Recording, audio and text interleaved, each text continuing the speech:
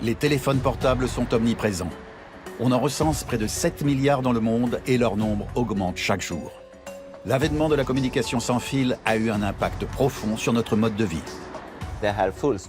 Pour moi, c'est l'équivalent d'une expérience à l'échelle mondiale. Les ondes de nos portables sont-elles dangereuses pour nous et pour nos enfants?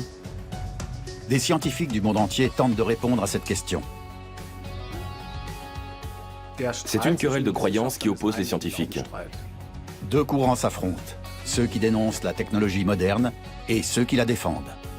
Il y a très peu de scientifiques aujourd'hui qui restent indépendants, c'est-à-dire qui ont un message adapté à la réalité scientifique, qui sont capables de mettre en évidence.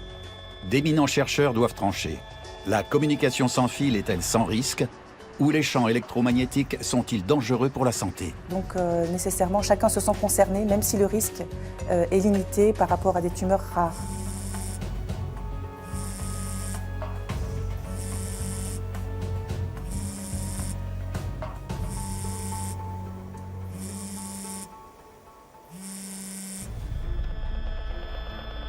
Cet homme est à la recherche d'ondes potentiellement dangereuses. Grâce à son analyseur, il peut non seulement les mesurer, mais également les rendre audibles.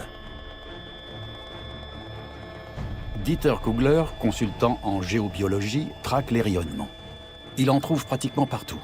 Son métier, conseiller les électro-hypersensibles, les personnes qui ne supportent pas l'exposition aux ondes électromagnétiques. Ses clients se plaignent de maux de tête, de palpitations, d'acouphènes ou de troubles du sommeil. Dieter a déjà examiné des milliers d'appartements pour tenter de les protéger au mieux de ces champs électromagnétiques. Karl-Heinz Mayer est chef d'entreprise. Il vit depuis 3 ans dans ce loft de 200 mètres carrés. Mais il n'a guère le loisir d'en profiter. S'il reste trop longtemps chez lui, il se met à souffrir de fourmillements dans les jambes et de maux de tête. Des symptômes qui pourraient être dus à une trop grande exposition aux ondes des appareils électriques. Grâce à Dieter Kugler, il va en avoir le cœur net. D'emblée, le téléphone sans fil attire l'attention de l'expert. Ça fait plus de 20 000 microwatts. On le repose sur la base. Il est branché où? Vous pouvez le débrancher? Débranchez-le, s'il vous plaît. Et voilà, plus rien. Karl-Heinz Mayer utilise ce genre de téléphone depuis plusieurs années, mais ses problèmes de santé, eux, sont apparus lorsqu'il a emménagé dans son nouvel appartement. Je souffre de troubles de l'endormissement et du sommeil. De mon point de vue, rien n'explique ce qui pourrait déclencher ça, à part peut-être la présence d'une pollution électromagnétique. Pourtant, les ondes émises par tous les appareils sont en dessous du seuil légal. Beaucoup de gens ne réagissent pas aux ondes électromagnétiques. Ils passent leur temps à côté de routeurs ou de leur téléphone sans fil et n'ont aucun problème. Mais il y a aussi des gens qui sont très sensibles. D'après mon expérience, sur le long terme, pratiquement tout le monde finit par avoir des problèmes avec ses téléphones. Ça peut prendre des années jusqu'à ce qu'un jour, le corps décide que ça suffit.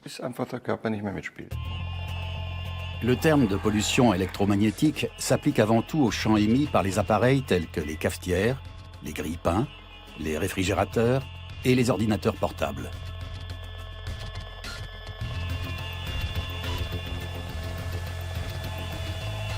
Selon les critiques, ces émissions pollueraient notre environnement et représenteraient un danger pour notre santé. Mais que sont ces champs électromagnétiques au juste? L'alimentation électrique des trains?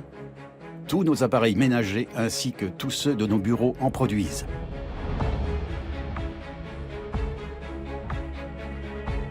Radio, télé et téléphone sans fil utilisent également des champs électromagnétiques de haute fréquence. De même que le très critiqué four à micro-ondes.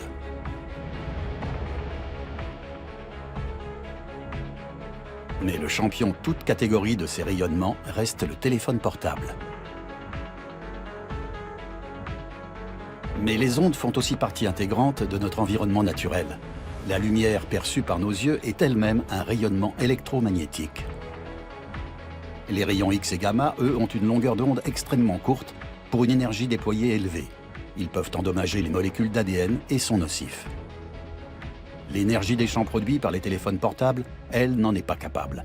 Tout juste a-t-on pu constater l'existence d'un effet thermique.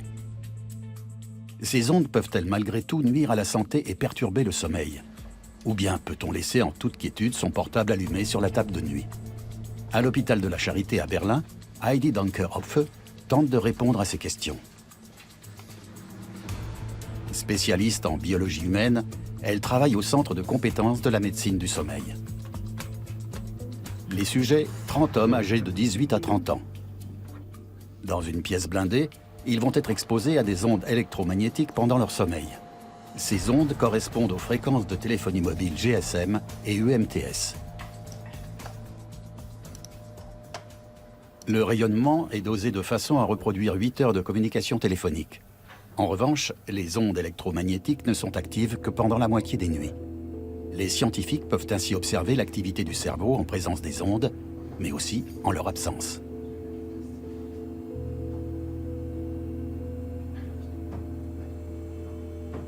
Résultat, une exposition durable au rayonnement raccourcit la phase d'endormissement de quelques minutes.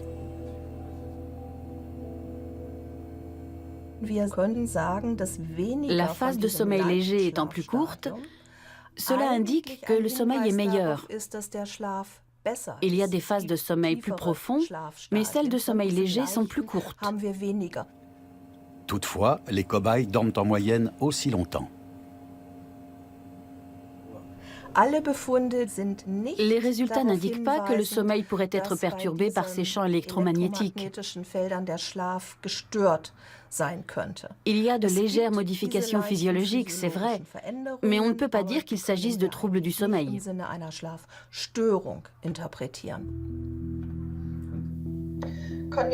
On va refaire un test pour les réactions visuelles.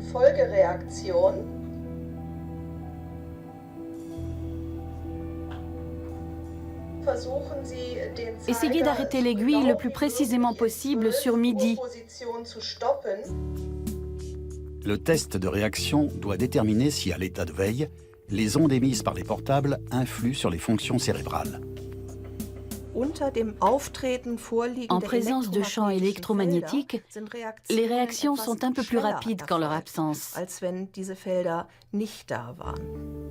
Aucune de ces expériences n'a pu prouver un quelconque effet néfaste de ces ondes, que ce soit pendant le sommeil ou en état de veille. Mais cette conclusion ne s'applique qu'à cette étude, durant laquelle les volontaires ont été soumis au rayonnement pendant seulement 10 nuits, à raison de 8 heures maximum par nuit. Qu'en est-il des effets à long terme? Après tout, certains d'entre nous utilisent leur portable depuis plusieurs dizaines d'années. Début 2014, des données en provenance de l'Université de Bordeaux ont apporté un nouvel éclairage.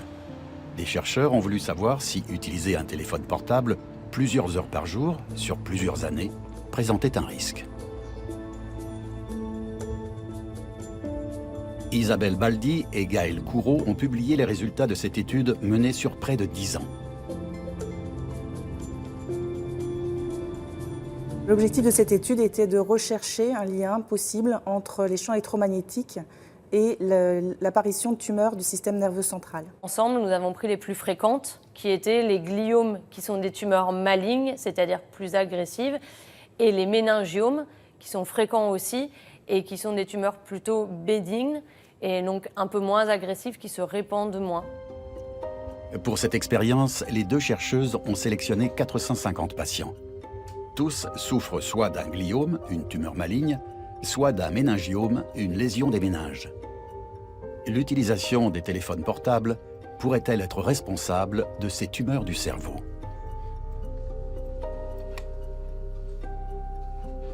En plus des participants à l'étude, les scientifiques ont interrogé 900 personnes, ce qui leur a permis de calculer le risque de tumeur du cerveau. Le résultat statistique est édifiant. Pour ceux qui téléphonent souvent et longtemps, les ondes sont effectivement dangereuses. Pour les personnes qui téléphonaient plus de 900 heures tout au long de leur vie en cumulé, avaient une augmentation du risque, avaient 3 fois plus de risque de gliome. Et pour les personnes qui avaient téléphoné 15 heures en moyenne par mois, avaient 4 fois plus de risque de gliome. Pour ceux qui font un usage normal du téléphone portable, les deux scientifiques sont formels. il n'y a pas de risque accru de tumeur. Les patients souffrant de tumeurs du cerveau avaient pour la plupart passé plus de 18 000 appels au cours de leur vie et tenaient le plus souvent le téléphone du même côté. Donc nous avons demandé au sujet de quel côté ils utilisaient le téléphone portable pour voir s'il y avait un lien entre le côté et le côté de la tumeur.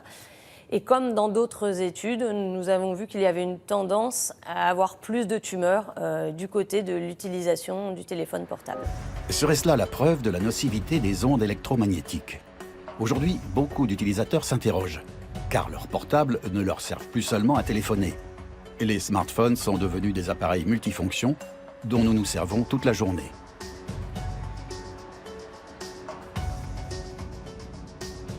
Les premiers téléphones portables ont été commercialisés il y a 30 ans. À l'époque, ils étaient tout sauf maniables, et leur dimension était un sujet de plaisanterie. Leur batterie tenait à peine 1 heure. S'ensuit une incroyable success story. Avec les séries Deux flics à Miami et Magnum, le téléphone portable s'invite dans le salon de Monsieur et Madame Tout-le-Monde, véritable symbole de mobilité et de progrès.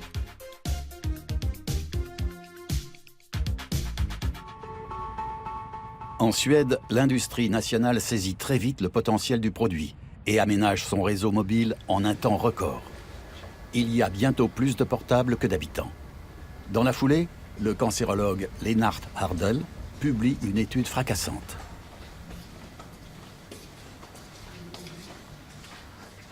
Ce qu'on constate ici, c'est un risque accru de gliome et de neurinome de l'acoustique après 10 ans d'utilisation du téléphone portable, et même un peu moins pour les neurinomes. Mais plus l'utilisation est longue et plus le risque est élevé. Le problème, c'est évidemment qu'il s'agit d'un phénomène mondial. Donc même si individuellement le risque est plutôt bas, il y aura beaucoup de cas, parce que tout le monde est exposé. Selon Lennart Hardel, les gens qui téléphonent beaucoup et utilisent des appareils sans fil depuis 20 à 25 ans ont une probabilité 2 fois plus élevée de développer une tumeur. Une étude qu'Alexander Lerchel, spécialiste en radiobiologie, rejette en bloc. Il a l'habitude de monter au créneau quand des chercheurs prétendent que les ondes émises par les portables provoquent le cancer.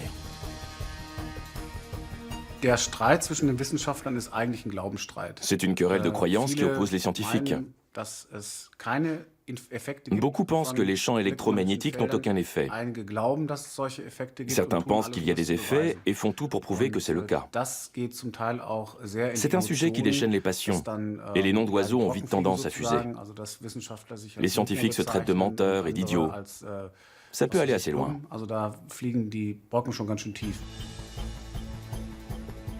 Pour Alexander Lerchel, les études dites épidémiologiques sont très souvent sujettes à erreur, car elles ne reposent que sur des questionnaires.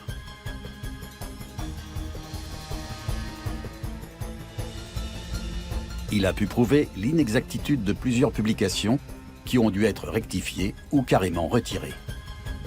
Bref, la guerre des méthodes fait rage chez les scientifiques.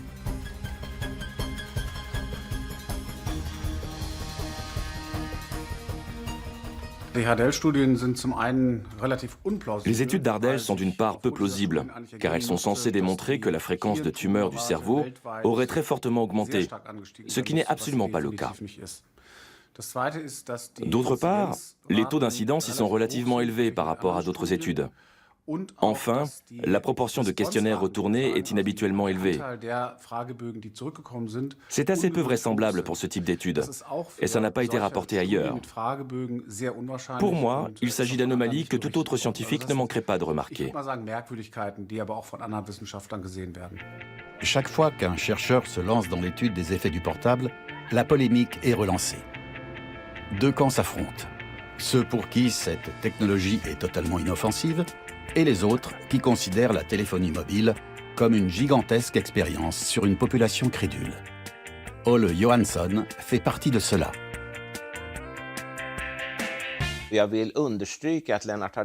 Lennart Hardel n'a jamais prétendu que l'utilisation du portable donnait le cancer, j'insiste là-dessus. En revanche, il a démontré que sur une longue période et en fonction de la position de l'appareil, il y a un rapport statistique. Il se peut que ces chiffres soient très faibles, et il se peut que la tumeur du cerveau dont nous parlons ici soit très rare. Mais sur le long terme, le rapport statistique entre l'augmentation du nombre de nouvelles tumeurs du cerveau et l'utilisation des téléphones portables a bien été prouvé. Ole Johansson étudie l'effet des champs électromagnétiques depuis la fin des années 70. À l'époque, on soupçonnait les écrans de télévision et d'ordinateur d'endommager les cellules. Aujourd'hui, le neurobiologiste plaide pour que l'on tienne compte des dégâts que pourrait provoquer l'usage du portable.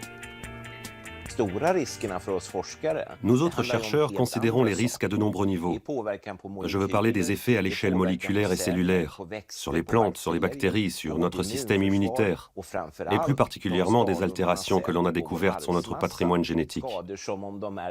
Ce sont des lésions qui, si elles sont transmises aux générations suivantes, peuvent avoir des conséquences dramatiques sur l'humanité. Et ce qui est le plus inquiétant selon les études, c'est l'impact sur les spermatozoïdes, les ovocytes et la fertilité. Bref, sur la possibilité de concevoir. Mais ici aussi, les études reconnues se contredisent. Les unes sonnent la fin de l'alerte, tandis que les autres garantissent des troubles de la fertilité aux accros du téléphone. Alors, qui a raison? Qui faut-il croire? La réponse se trouve peut-être chez Sarah Driessen, du Centre de recherche sur la compatibilité environnementale électromagnétique d'Aix-la-Chapelle, en Allemagne. Son équipe, composée d'ingénieurs, de biologistes et de médecins, exploite les quelques 1000 études qui ont été menées sur le sujet depuis le milieu des années 90. Pour l'instant, un véritable puits sans fond.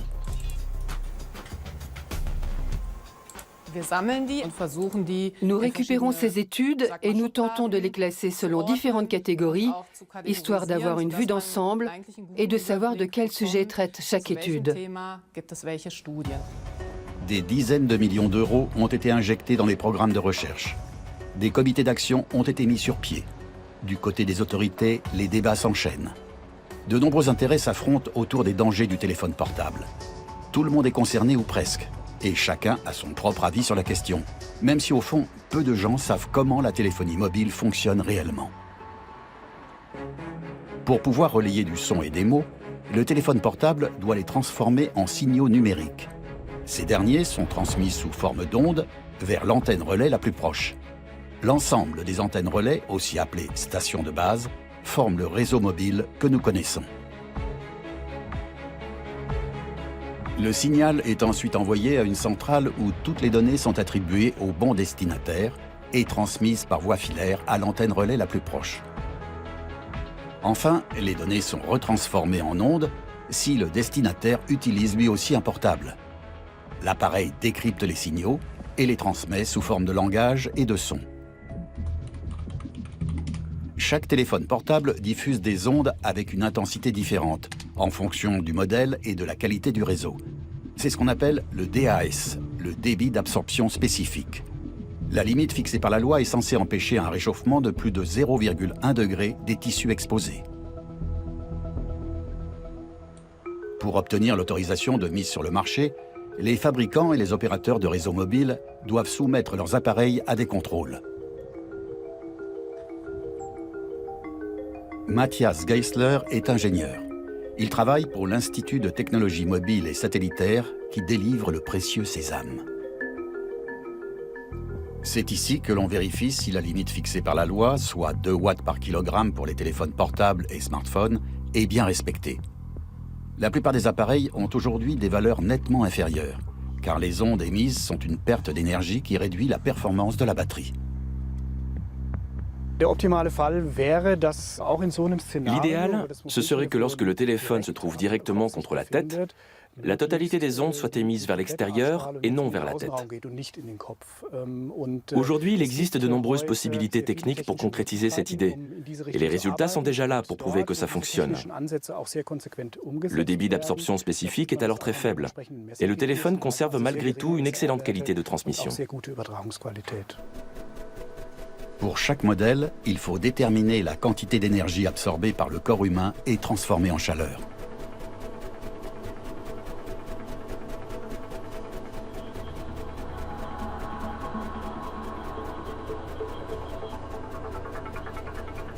Comme il est impossible de mesurer l'élévation de la chaleur à l'intérieur de la tête, les chercheurs ont trouvé une parade.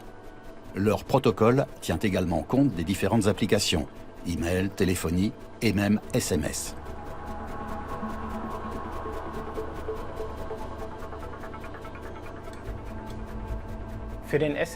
Pour l'indice DAS, peu importe qu'il s'agisse d'un appel téléphonique ou d'une transmission de données, ça ne fait aucune différence. Par exemple, si je passe un coup de fil en tenant mon téléphone près de ma tête et qu'un email arrive via le Wi-Fi auquel l'appareil est connecté ou qu'un échange de données a lieu, ce sera évidemment pris en compte dans le calcul du DAS. Les valeurs mesurées pour les différents services sont cumulées. Et même dans ce cas, les limites doivent être respectées. Mais ce seuil est-il suffisamment bas? En Allemagne, c'est l'Office fédéral pour la protection contre les rayonnements qui garantit la sécurité des usagers. Dirk Geschwetner est ingénieur. Entouré d'une équipe d'experts, il s'assure régulièrement que les limites fixées par la loi sont suffisantes.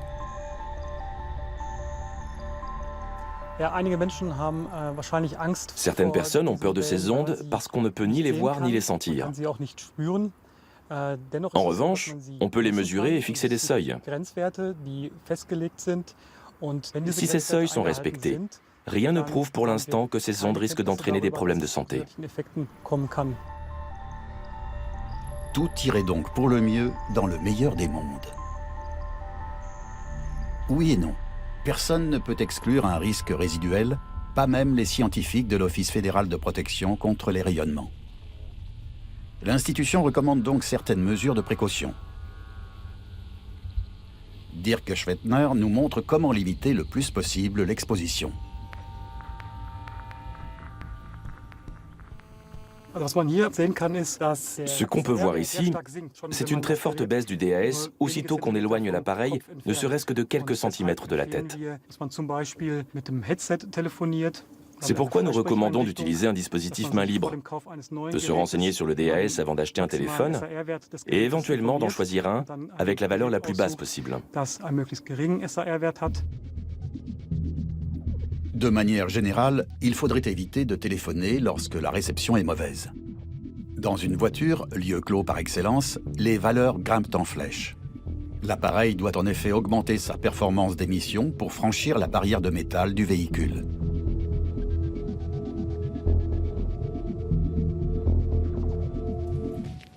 Pour développer des modèles à faible rayonnement, les fabricants investissent de grosses sommes dans la recherche. Mais leur intérêt n'est pas tant la santé de leur clientèle que l'optimisation de leurs produits. Lors d'un appel téléphonique, il faut éviter toute perte d'énergie inutile. Objectif, augmenter la qualité de transmission et la performance de la batterie.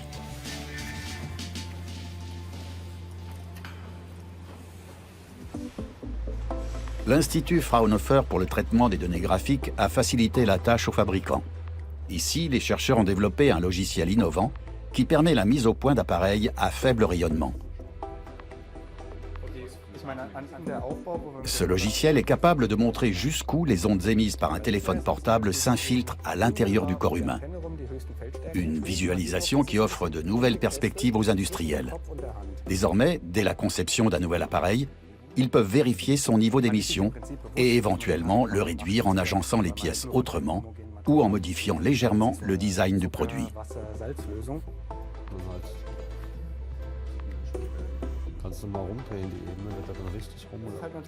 Chaque partie du corps réagit différemment aux ondes électromagnétiques. C'est le cas des os, du tissu cérébral ou des muscles. Ce logiciel est en mesure de calculer l'évolution thermique de chacune d'entre elles. Il permet ainsi aux scientifiques de voir précisément comment les ondes s'infiltrent à l'intérieur de la tête et se diffusent dans les différentes parties du crâne, ainsi que les endroits où elles ont tendance à s'accumuler.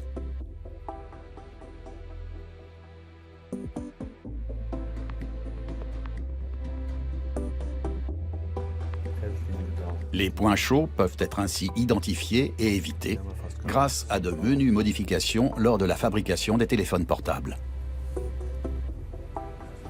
Handyabstrahlung bezüglich eines Kopfes und die Wellenausbreitung da dazu.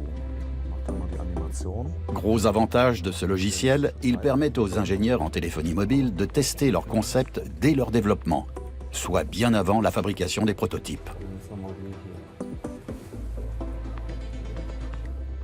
Bref, il n'a jamais été aussi facile de produire des appareils à faible rayonnement.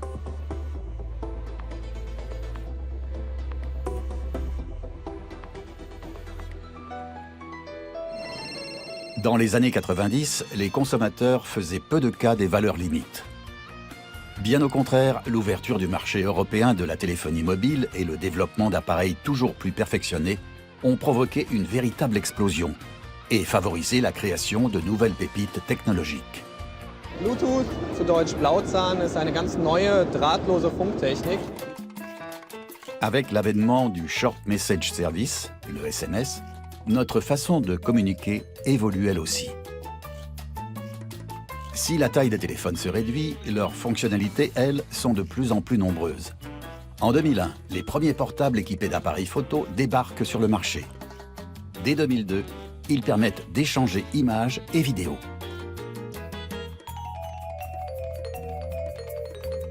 Aujourd'hui, nos portables font office de téléphone, mais aussi d'ordinateurs de poche, de calendrier, de caméra, de GPS et de lecteur MP3. C'est le sacre du tout en un. Mais peut-on être sûr que cette utilisation constante ne nuit pas à la jeune génération? Alexander Lerchel ne peut lui non plus jurer de rien.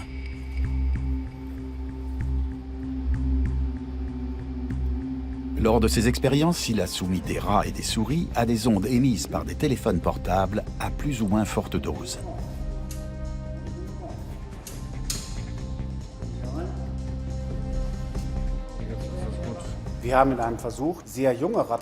L'une de nos expériences portait sur de très jeunes rats, âgés d'à peine 2 semaines, ce qui correspond à l'âge de 3 ans chez les humains. Nous les avons exposés à des champs électromagnétiques relativement forts, tels qu'on n'en trouve pas à l'échelle humaine. Bien sûr, nous avons également testé des expositions plus faibles. Nous avons observé ces rats sur une longue période, jusqu'à la fin de leur vie, et nous n'avons constaté aucun changement dans leur comportement. Plus important, nous n'avons observé aucun effet néfaste sur leur capacité d'apprentissage ou sur leur mémoire. C'était un soulagement, car cela nous a permis de démontrer que, de toute évidence, le développement du cerveau n'est ni ralenti, ni altéré par la présence de champs magnétiques puissants. Le biologiste a également voulu vérifier que les champs magnétiques n'avaient pas d'effet néfaste sur plusieurs générations. Pour cela, il a mené d'autres expériences, cette fois avec des souris.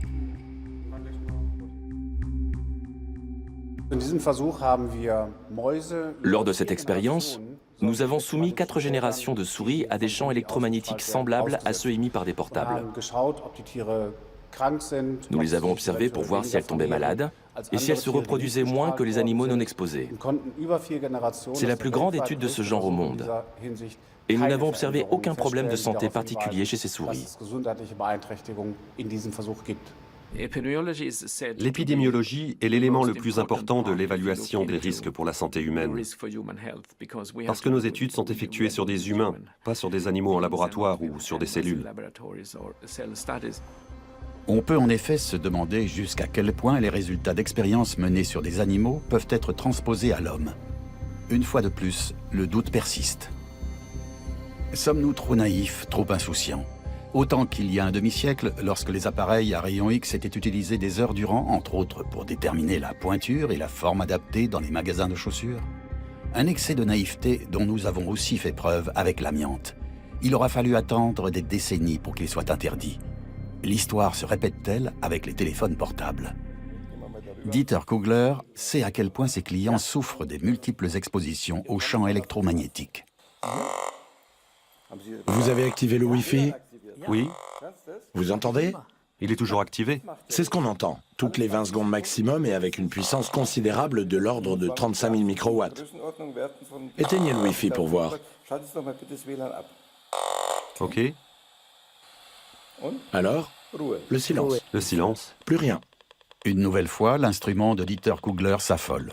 Les ondes viennent du routeur, alors que Karl-Heinz Mayer ne l'utilise même pas.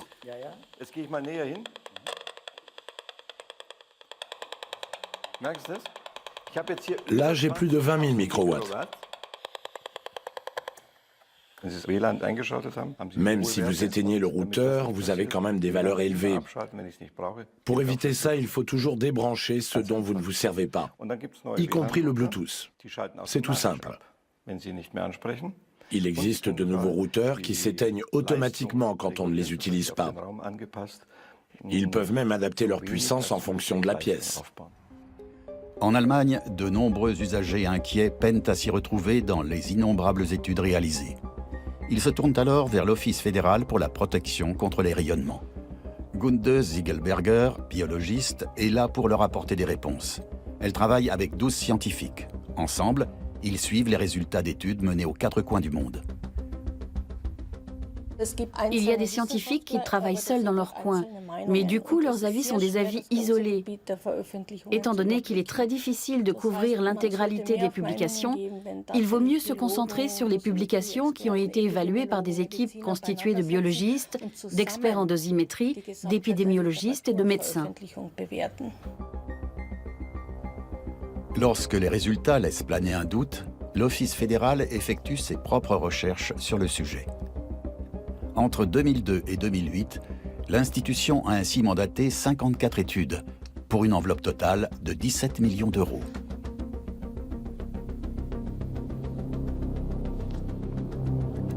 La moitié est financée par l'industrie. Mais de plus en plus de gens reprochent aux études d'être biaisées par les entreprises. L'Office fédéral est justement là pour assurer que celle-ci n'ait aucun pouvoir sur le choix des études qu'elle finance.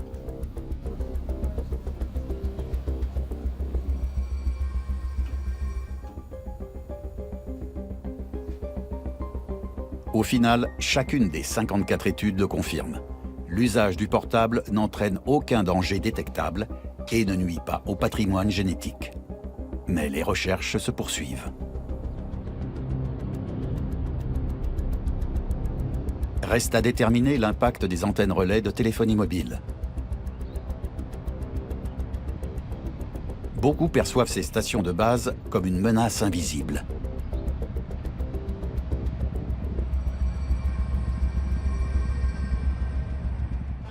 Dieter Kugler inspecte toutes les antennes relais des environs, histoire de rassurer ses clients inquiets. Il estime les seuils légaux encore trop élevés, du moins pour les électrosensibles.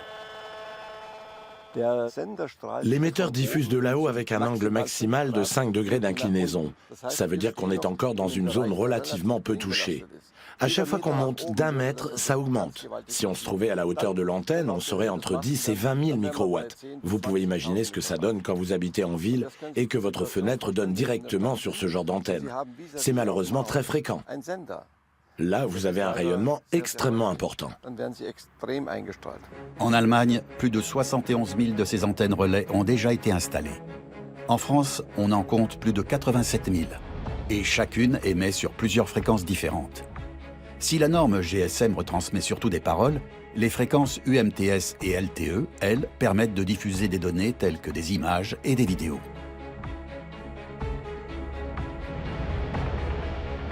La Commission internationale de protection contre les rayonnements non ionisants a établi une limite à ne pas dépasser pour chacune de ces fréquences. Cette limite s'applique indépendamment du nombre de personnes qui téléphonent par l'intermédiaire de cette antenne relais, qu'elle se trouve dans une zone fréquentée ou pas.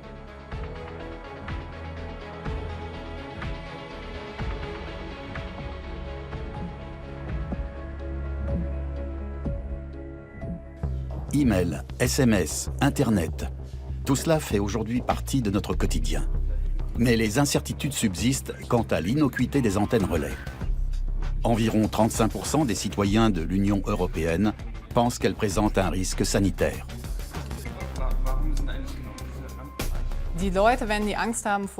Les gens qui ont peur de ces antennes relais vivent souvent à proximité d'une d'entre elles. Ils ont la sensation d'être exposés aux champs électromagnétiques jour et nuit Et c'est effectivement le cas. Mais je pense qu'il y a également une part d'impuissance dans cette réaction. Avec le téléphone portable, on peut choisir quand on s'en sert, à quelle fréquence et pendant quelle durée, puisque l'exposition est nettement plus élevée pendant les communications. Mais les antennes relais, elles, sont toujours là.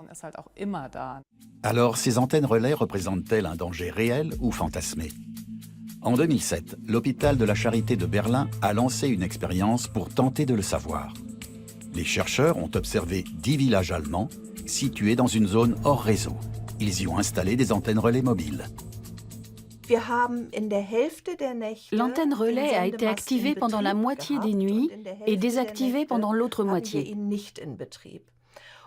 La comparaison de la qualité du sommeil, qu'elle soit mesurée ou ressentie, n'a montré aucune différence entre le moment où l'antenne était active et le moment où elle était inactive. Malgré cela, certains sujets se sont plaints d'insomnie après l'installation de l'antenne relais. Étrange? Pas tant que ça. Avant l'expérience, les scientifiques avaient demandé aux 400 habitants leur avis sur les antennes relais. Chez les personnes qui étaient d'avis que cela pouvait éventuellement influer sur leur santé, on a observé une diminution de la qualité du sommeil, y compris lorsque l'antenne relais n'était pas en service. Cela veut dire que la présence de cette installation peut entraîner des troubles du sommeil, sans qu'on puisse pour autant les attribuer au champ électromagnétique. Karl-Heinz Mayer souffre lui aussi de troubles du sommeil. Il craint que cela n'ait un lien avec la présence d'une antenne relais à 200 mètres à peine de chez lui. Derrière la vitre, les valeurs sont assez réduites. Derrière le cadre en alu aussi. Je continue. Vous voyez derrière le mur? On a du mal à imaginer toutes les ondes qui passent à travers. Ouvrez la porte pour voir. Vous dormez la fenêtre ouverte? Oui.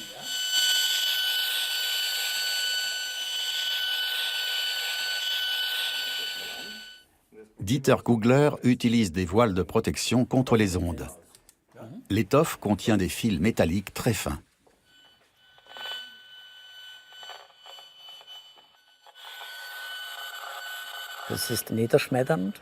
C'est terrible. Il y a sûrement des gens à qui ça ne fait rien. Mais de toute évidence, je ne fais pas partie de cela. Il faut que je réfléchisse à ce que je peux faire pour me protéger. Le chef d'entreprise a décidé de faire isoler son logement pour voir si ses symptômes disparaissent. Bien sûr, ces désagréments peuvent être causés par un peu tout et n'importe quoi. Si vous avez un supérieur qui vous met sous pression et que vous êtes débordé de travail, vous risquez aussi le burn-out. Mais ça peut également venir du fait que vous avez un routeur, un téléphone sans fil ou un portable à côté de la tête. Je trouve qu'il faudrait tout simplement que la médecine raisonne de manière globale et n'exclue pas les effets de la pollution électromagnétique et de l'environnement, ce qui est malheureusement trop souvent le cas. En France, la médecine a déjà franchi ce pas. D'éminents médecins sont convaincus que les champs électromagnétiques peuvent rendre malade et même représenter un danger sanitaire. Le professeur Dominique Bellepomme de la clinique Alray-Labrouste a suivi plus de 1200 patients venus le voir avec les mêmes symptômes. Je dis qu'il y a un lien de causalité entre l'exposition à des champs électromagnétiques et l'apparition de ces symptômes cliniques qu'on appelle électro-hypersensibilité. Ce cancérologue renommé compare cette maladie à une allergie. Les personnes touchées réagiraient fortement aux champs électromagnétiques, comme cette patiente qui a souhaité rester anonyme.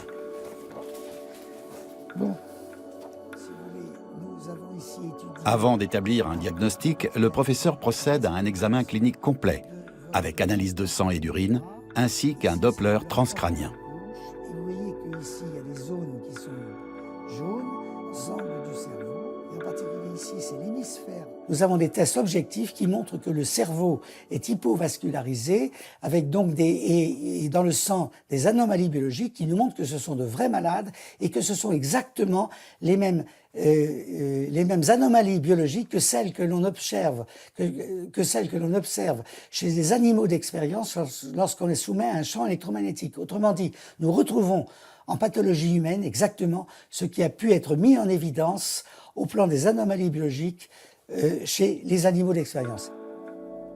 Le professeur Bellepomme se bat pour que cette maladie soit officiellement reconnue.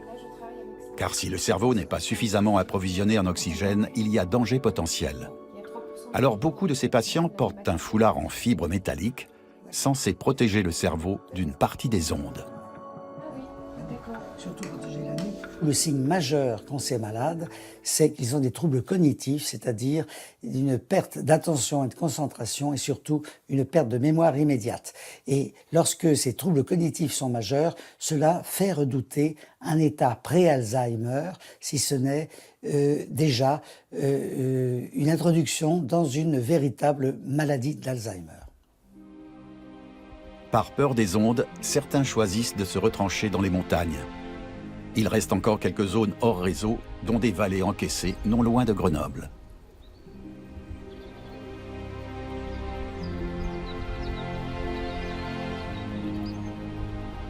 Autrefois enseignant, Philippe Tribaudot a décidé de s'installer ici. Depuis 2008, il souffre d'électro-hypersensibilité. J'avais une vie normale, j'étais enseignant, j'étais plutôt technophile et du jour au lendemain, en quelques semaines, en quelques mois, je suis devenu électro-hypersensible et donc il a fallu que je quitte mon emploi, que je quitte ma famille, ma maison pour partir de chez moi dans la mesure où je ne supportais plus l'environnement électromagnétique de ma maison et pour venir ici. Il quitte rarement sa maison, garantie 100% sans ondes. Peu après avoir découvert sa maladie, Philippe Tribaudot a pu prendre une retraite anticipée. Aujourd'hui, il vit d'une petite pension. La raison pour laquelle je suis électro-hypersensible, c'est que quand je vais dans un milieu irradié, je brûle. Et que la douleur, elle est très désagréable et qu'il suffit de m'en extraire pour ne plus la voir. Lorsque vous mettez votre main dans un feu, vous n'êtes pas allergique au feu, vous brûlez. Vous ne posez pas la question de savoir si vous êtes vraiment allergique au feu ou pas. Votre main, elle brûle, vous la retirez. Donc, on est électrosensible parce qu'on souffre. L'électrosensibilité, c'est une souffrance. La maison de Philippe Tribaudot ne compte pas un seul appareil électrique. Son téléphone fixe a été fabriqué spécialement en Suède. Le son est transmis par un tube à air. Selon une estimation, 2000 personnes en France se considèrent comme électro-hypersensibles. Allez, ciao. On a le droit à vivre en extérieur, dignement. On a le droit de pouvoir mener une vie normale, sans souffrir. Et c'est honteux qu'on oblige au jour d'aujourd'hui des milliers de personnes à aller s'enterrer dans leurs caves, dans des grottes, à faire leur propre prison. Les gens blindent leur appartement, ils s'enferment dans leur propre prison. On n'a commis aucun délit, on n'a pas le droit de nous obliger à avoir une vie de prisonnier. Pour les personnes concernées, une question se pose. Quels sont les endroits où les champs électromagnétiques sont les moins forts? Sur ce point, les scientifiques peinent eux aussi à s'entendre. Des éléments de réponse pourraient venir de Bordeaux. Dans son étude de longue durée sur le risque de cancer lié à l'utilisation du portable, la chercheuse Gaëlle Coureau a également demandé aux accros du portable s'ils téléphonaient plutôt en ville ou à la campagne. Donc, dans notre étude, nous avons montré que les personnes qui avaient un usage urbain du téléphone avaient finalement plus de risques de développer une tumeur que ceux qui avaient un usage rural. Et on pense que peut-être justement la présence de beaucoup d'antennes relais fait que le téléphone change en permanence d'antenne. Et comme c'est le moment où il se connecte qu'il émet le plus, que l'exposition est la plus importante, il est possible que ce soit en milieu urbain qu'on soit le plus exposé.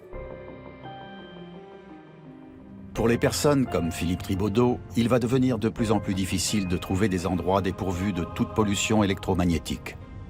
Car les opérateurs de téléphonie mobile continuent à étendre leur réseau.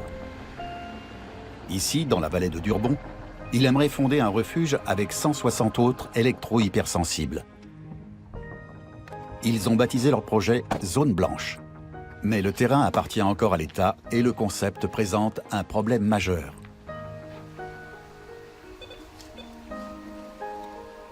À ce jour, ce n'est pas une zone blanche. À ce jour, il y a de la réception de téléphonie mobile et il y a des niveaux qui sont, pour nous, trop forts. Mais il est possible de faire en sorte que l'antenne qui irradie sur cet endroit, en changeant simplement son azimut, permettre à des personnes électrosensibles de vivre ici. Donc on peut blanchir, entre guillemets, cette zone. Non loin, à flanc de colline, se trouvent les 2 antennes relais qui fournissent le réseau mobile au petit village de Saint-Julien-en-Beauchêne. Les opérateurs ne modifieront pas leurs antennes de leur plein gré, puisque leurs clients paient pour avoir une bonne couverture réseau. Les antennes relais continuent donc à diffuser leur champ électromagnétique dans cette vallée, censée devenir zone blanche.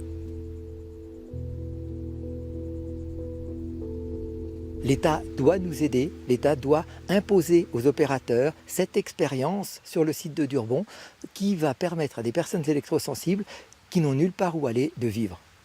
Et il suffit d'une once de volonté politique pour y arriver. Au jour d'aujourd'hui, à ce jour, il n'y a pas cette volonté politique de créer la première zone blanche en Europe. Car nulle part, à ce jour, n'existe même dans le monde de lieu pérennisé, validé par un État, permettant à des électrosensibles de vivre sans souffrir. À ce jour, le phénomène n'est pas reconnu officiellement comme une maladie en France comme en Allemagne. Pour le biologiste Alexander Lerchel, c'est autre chose qui se cache derrière les souffrances des électro-hypersensibles.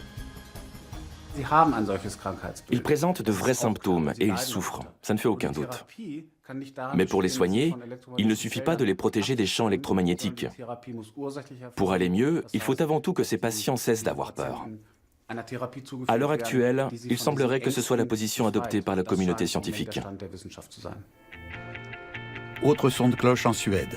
Ici, l'électro-hypersensibilité est reconnue comme une forme de handicap, sans preuve médicale. C'est la personne concernée qui décide à quel point elle est handicapée. C'est moi qui décide si je suis électro-hypersensible ou pas. Les Nations Unies insistent bien là-dessus. Le handicap est toujours individuel et personnel. Personne d'autre ne peut le définir. Cela doit venir de la personne concernée. De nombreux scientifiques s'insurgent contre la minimisation du risque résiduel. Car à ce jour, une question reste en suspens, celle de l'impact sur les enfants. Quand on demande aux gens dans la rue quel est le plus grand danger lié à l'utilisation des portables ou des tablettes, ils répondent le plus souvent qu'il peut y avoir des effets cancérigènes. Du point de vue de la science, on estime que ce risque n'est pas très élevé, même si dès 2001, l'OMS a classé les champs électromagnétiques extrême basse fréquence comme cause possible de cancer, et en lien avec des leucémies chez les jeunes enfants. Pour les enfants des grandes villes, une exposition permanente aux champs magnétiques des réseaux Wi-Fi, des portables et des smartphones est impossible à éviter. Et pourtant, la recherche commence à peine à se pencher sur leur nocivité potentielle. Les études sur le long terme manquent. Les enfants d'aujourd'hui sont la première génération à grandir au milieu des ondes.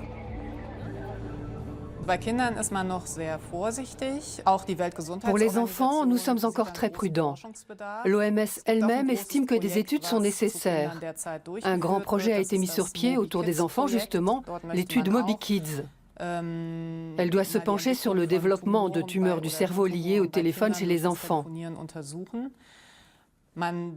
On pense que les enfants sont plus sensibles parce que l'échelle est différente. Et comme les tissus sont plus fins, il est fort possible que les enfants absorbent davantage d'énergie lorsqu'ils téléphonent.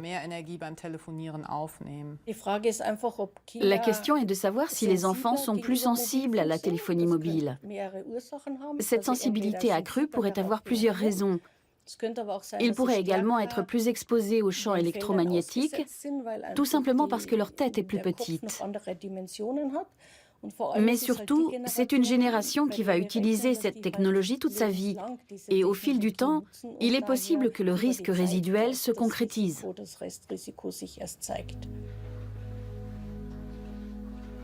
Un discours qui ne plaît pas beaucoup à l'industrie de la téléphonie mobile. Ole Johansson en a fait les frais. La direction de son institut l'a prié de partir. Nous nous sommes battus pendant un certain temps, mais malheureusement, ça n'a servi à rien. Nous nous sommes vite heurtés à la résistance du monde de la recherche. Apparemment, il était dangereux d'étudier ces appareils censés être inoffensifs. Nous nous sommes retrouvés dans une impasse sans moyen de financer la suite de nos recherches. 6 personnes sur 10 possèdent un téléphone portable dans le monde. Il s'agit de l'objet le plus répandu sur la planète, devant la voiture ou même le réfrigérateur. Et pourtant, personne n'est encore en mesure de dire à quel point les ondes qu'il émet sont dangereuses. Même si le risque reste très peu important, on a l'impression d'être beaucoup exposé, et tant qu'on ne sait pas encore finalement quel est le risque exact, c'est quelque chose qui fait peur. Il peut suffire d'un seul rapport pour peut-être sauver de très nombreuses vies. C'est pour ça qu'il est crucial de poursuivre la recherche. Le téléphone portable est peut-être cancérogène, mais c'est le cas de bien d'autres choses, comme le café et même certains légumes marinés.